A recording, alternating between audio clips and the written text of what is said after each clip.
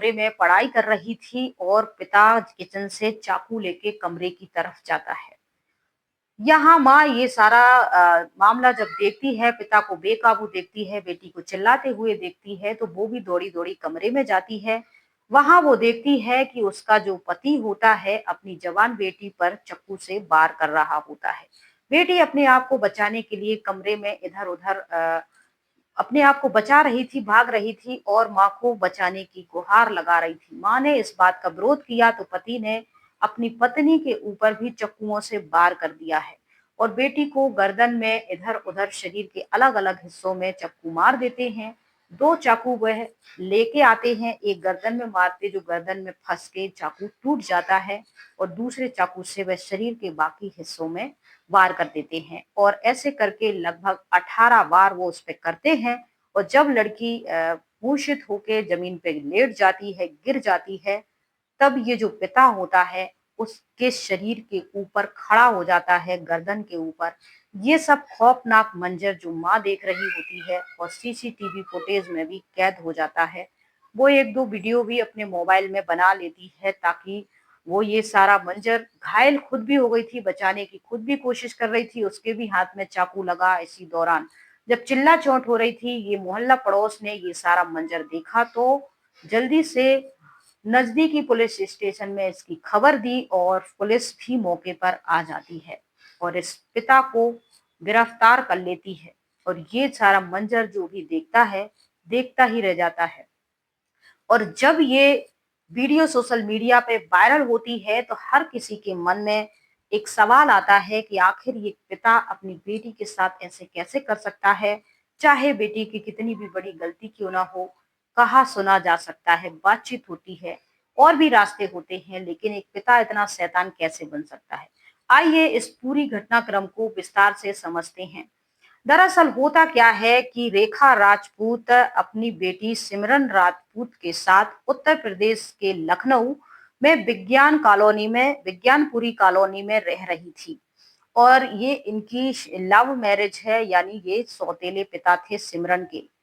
2014 में ये अपने जो पति होता है इनका, वो किसी हादसे में या बीमारी में उनकी मृत्यु हो जाती है और वह 2014 में अपना शरीर त्याग देते हैं।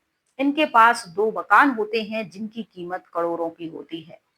माँ-बेटी आराम से रह रही होती हैं और इसी बीच जो बेटी होती है वो पढ़ाई कर रही थी और किराया वगैरह आता था जिससे माँ-बेटी का गुज़र-बसर आराम से चल रहा था। इसी बीच लॉकडाउन लग जाता है और माँ सोशल मीडिया पे एक्टिव होती है। सोशल मीडिया पे ही लॉकडाउन के दरमियान मध्य प्रदेश के एक विकास पांडे नाम के शख्स से सोशल मीडिया पे रेखा राजपूत की दोस्ती हो जाती है और इन दोनों के बीच प्रेम प्रसंग चलने लगता है और ये लोग शादी का फैसला करते हैं। रेखा बताती है कि उसकी एक बेटी भी है और जो विकास पांडे होते हैं वो मध्य प्रदेश के रीवा में रहते हैं और सोशल मीडिया के माध्यम से इन दोनों की दोस्ती होती है, प्यार में बदल जाती है और इसके बाद इनकी शादी हो जाती है। शादी के बाद ये जो विकास है उनके साथ ही उनके लखनऊ वाले घर जो विज्ञानपुरी कॉलोनी है उसमें ही रहने लगते हैं। विकास कोई काम-काज नहीं करते, घर में ही पड़े नशा करते रहते थे और अपनी पत्नी रेखा से लड़ाई करते रहते थे। लड़ाई होती तो बेटी सिमरन इस बात का विरोध करती। सिमरन कॉलेज में थी, बीएससी कर रही थी, बीबीसी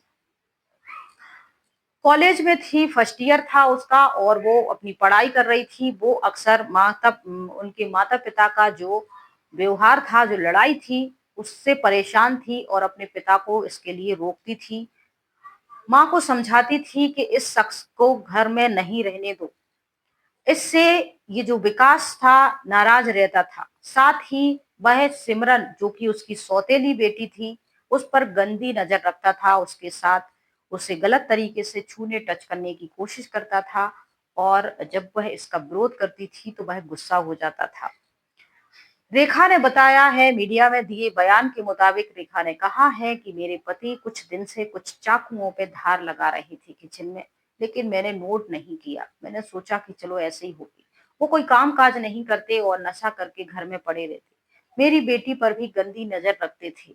और जब बेटी इसके लिए विरोध करती थी तो वह उससे झगड़ा करते थे। ऐसा ही जनवरी में मेरी बेटी का जन्मदिन था, उस पर भी इन्होंने उसको गलत तरीके से छूने की कोशिश की, जिस वजह से बेटी नाराज हो गई और इनकी शिकायत करने के लिए थाने जा रही थी। मैंने जैसे-तैसे मामले को समझाया और इसी बात से पति नाराज थे, उससे खुन्नस थे और उसी का बदला लेने के लिए वह मौका ढूंढ रहे थे। बेटी अपने कमरे में पढ़ाई कर रही थी और मोबाइल चला रही थी। पति अचानक कमरे में जाते हैं और कहते हैं बेटी अपने बॉयफ्रेंड से बातें कर रही है और मामला यहाँ लड़ाई में बदल जाता है। पति दौड़ के किचन में जाते हैं, 2 चाकू ले आते हैं और बेटी पर ताबड़तोड़ वार करना शुरू कर देते हैं। जब चिल्ला चोट की आवाज सुन के मैं कमरे में आती, बेटी को बचाने की कोशिश करती तो वो मुझ पर भी चाकू से वार कर देते हैं, जिससे मैं भी घायल हो जाती हूँ।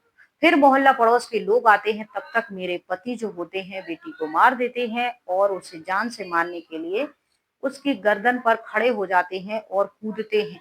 ये हादसा जिसने भी देखा उसकी जो आंखें थी वो भर जाती हैं और वो सिहर जाता है अंदर से। इसके बाद पुलिस को बुलाते हैं, मौके से ही पुलिस इस शख्स को गिरफ्तार कर लेती है और बेटी को मारने, परेशान करने, छेड़खानी और ये सारी जो भी धाराएँ होती हैं उसके अकॉर्डिंग इस आदमी को गिरफ्तार कर लिया जाता है और फिर इस पे जो भी कानूनी धाराएँ लगेंगी उस पर कार्रवाई होते हुए जो भी सज़ा होगी कानून की वो इनको मिलेगी।